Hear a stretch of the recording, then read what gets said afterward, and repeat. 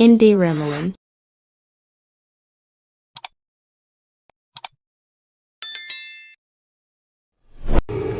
Ayan guys, ay magluluto tayo ng adis. Yung adis natin ay hahaluan natin siya ng alusiman. Ito ay alusiman yung tawag natin sa Pinoy, sa Pinas guys. Alusiman, at ito yung ihahalo natin sa ating adis. Ayan. Makikita nyo guys. Ngayon ay lulutuin na natin. Itong lulutuan natin. Naglalagay muna tayo ng oil. Ating oil lang yung gagamitin natin. Lagyan din natin ng chicken cubes guys yung ating adis. Ayan. Susubukan natin kung ito ay mainit na yung ano natin. Ayan, medyo mainit na.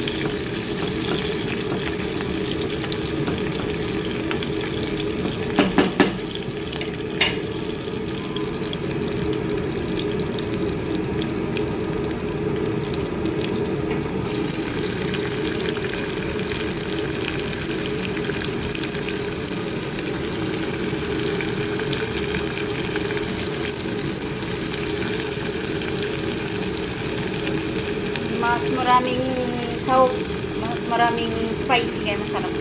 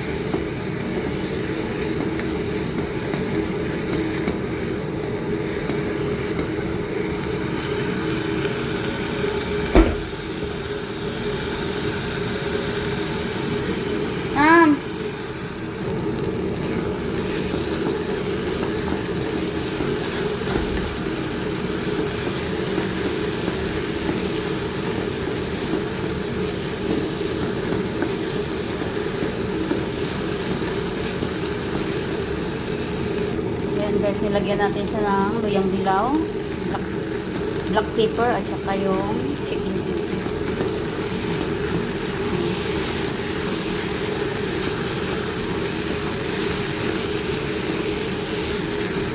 Mamaya na lang natin ilalagay yung ating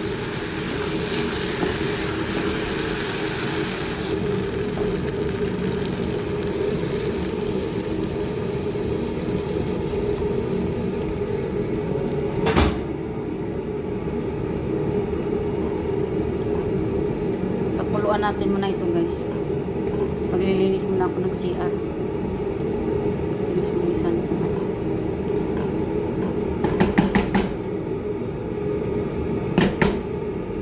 Ay, takpan na natin.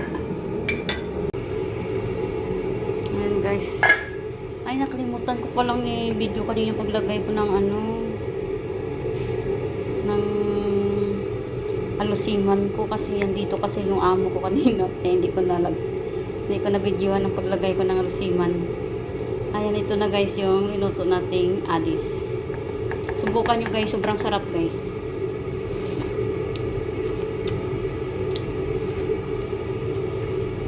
Sobrang sarap.